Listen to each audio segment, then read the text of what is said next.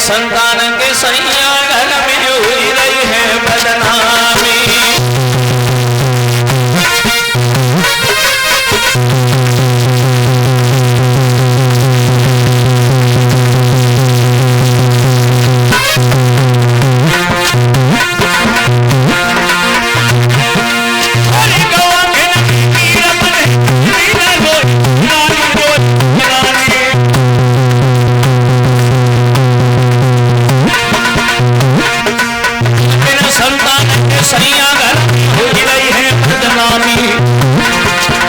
इसलिए कहा करें लेकिन सुनाए दुख की कहानी।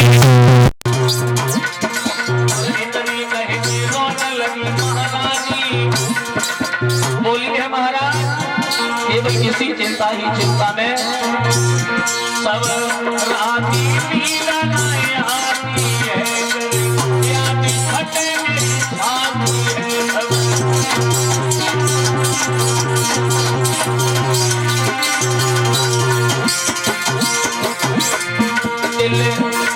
एक आती गिर जाती है मौत तलक आती है।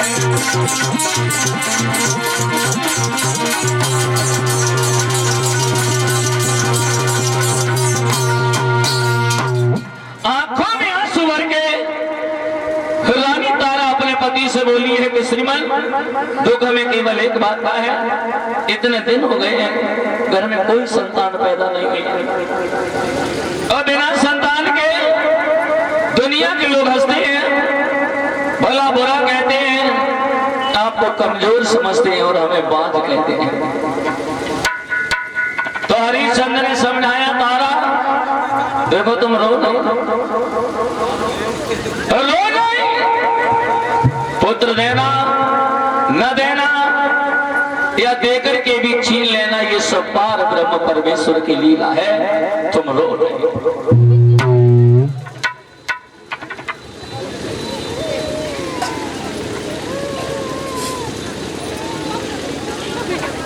तारा ने जवाब दिया महाराज अरे हम ये थोड़ा ही नहीं कहते कि हमारे गर्भ से बेटा पैदा हो जाए, पैदा होने के बाद वो जिंदा बना रहे, चाहे जन्म लेने के तुरंत बाद वो मर क्यों नहीं जाए, मगर घर में एक पुत्र पैदा हो जाता जो मेरा बांझपन का कलंक मिट जाता। साथियों आज हरिश्चंद्र महाविमोल हो गए हैं। रानी तारा को समझाने के बाद ही घर से निकल करके बाहर एक पेड़ के तले जाकर के निराश होकर के बैठे गए और जब निराश होकर के बैठे गए अक्ष महात्मा वरुण देवता पहुंचे गए। वरुण देवता जब आए तो वरुण ने हरिश्चंद्र को चिंता में बैठा देखा, पूछने लगे क्यों हरिश्चंद्र इतनी बड़ी चिंता में काहे के लिए बैठे हो। हरिश्चंद्र बोले महाराज चिंता एक बात की है, हमारी पत्नी की एक इच्छा है। बोले क्या इच्छा है, सुनो श्रीमान, इच्छा ये है तारे है नानी की और इच्छा घर में बेटा न हुई ना तो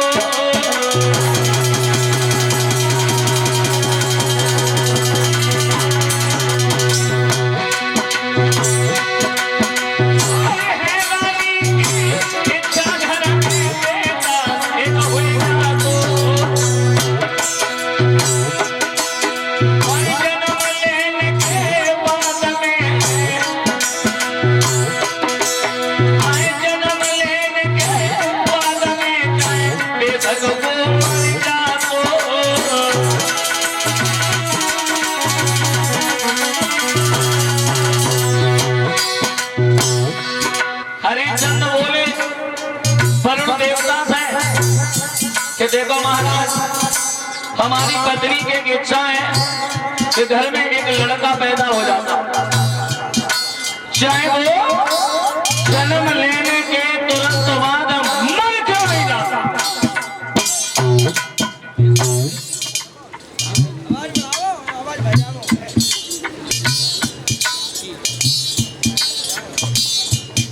वरुण देवता ने हरिश्चंद्र की वही बात पकड़ ली है कि हरिश्चंद्र तुम्हारे घर में लड़का पैदा हो जाए और पैदा होने के तुरंत बाद अगर वो मर जाए तो तुम रोगे तो नहीं, आंसू तो नहीं डालोगे?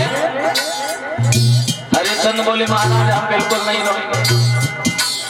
वरुण देवता बोले तो सुनो हमारी बात।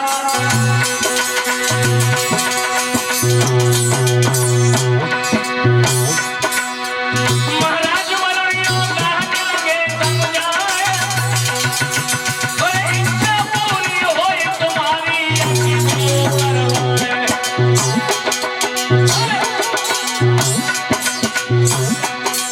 कोई बात न मान के हरिश्चंद्र वापस घर को आए। कोई बात न मान के हरिश्चंद्र वापस घर को आए।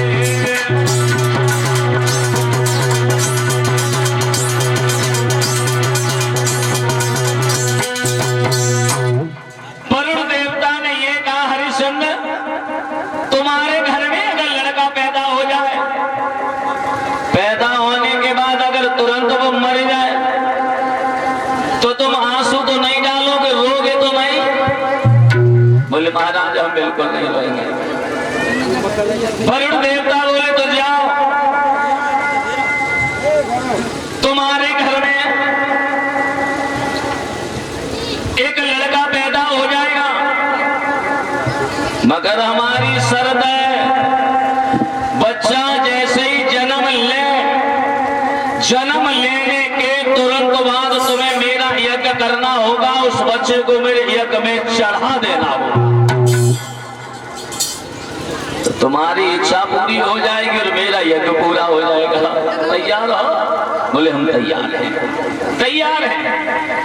बात मान करके हरिश्चंद्र घर पे वापस लौटे गए और ये 50 रुपए हमारे पास में भेंट कर रहे हैं श्रीमान प्रेमपाल सिंह जो ग्राम अमृतपुर के हैं। 50 रुपए ये भेंट कर रहे हैं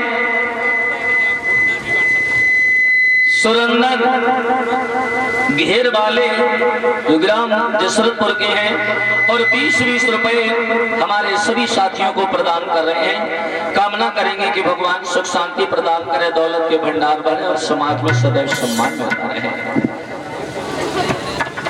साथियों बात मान करके हरिश्चंद्र घर पे वापस लौट गए।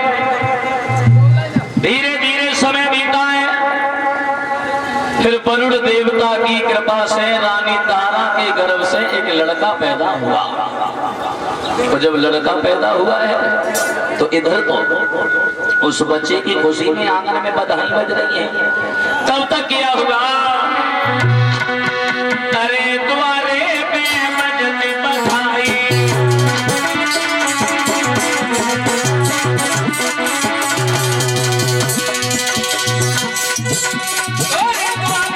बजती बधाई, खुशी मनाई।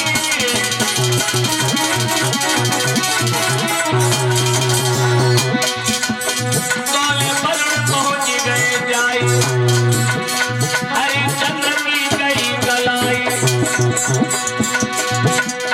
उनको ले गए दूरी निभाई और फिर पिछली याद दिलाई।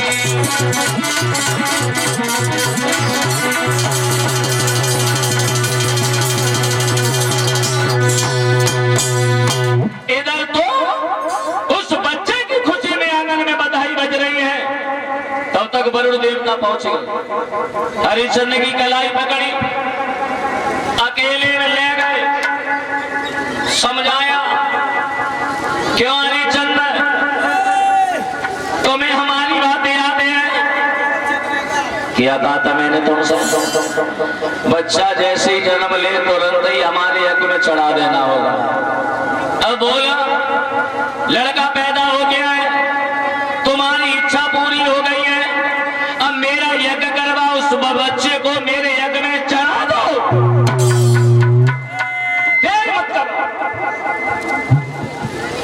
तो हरिश्चंद्र वरुण देवता से थोड़ी बात बदल गई।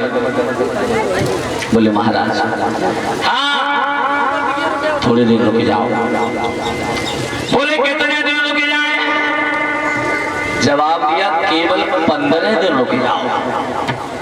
जब हमारे इस बच्चे के रिश्तेदार भी इसे देख लें, फिर हम इस बच्चे को तुरंत ही तुम्हारे यज्ञ में चढ़ा देंगे। बोले चलो ठीक है, ठीक है। 15 दिन का वायदा करके वरुण देवता वहां से चले गए। उस बच्चे का नामकरण संस्कार हो गया। उस बच्चे का नाम रखा गया रोहितास। और रोहितास 15 दिन का हो गया तो 15 दिन के बाद वरुण देवता फिर पहुंच गए।